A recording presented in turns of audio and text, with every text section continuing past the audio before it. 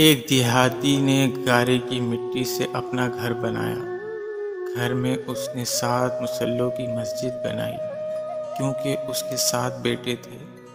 تعمیر مکمل ہوئی تو اس نے اپنے بیٹوں کو بلایا اور کہا کہ میں چاہتا ہوں کہ مسجد کی لپائی جنت کی مٹی سے کروں۔ تم سب بھائی جاؤ اور جنت کی مٹی تلاش کر کے لاؤ۔ بیٹے پریشان ہو گئے کہ جنت کی مٹی کہاں سے لائیں۔ باپ کا حکم تھا۔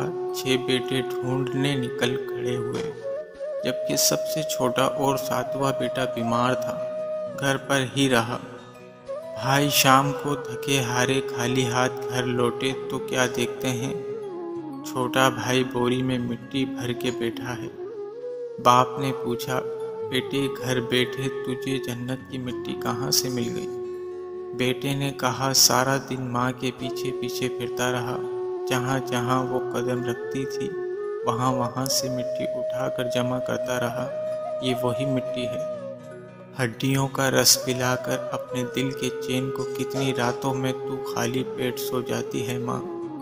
جنت جنت کیا چلاتا ہے انسان، جنت اپنے گھر میں ہی بیٹھی ہے۔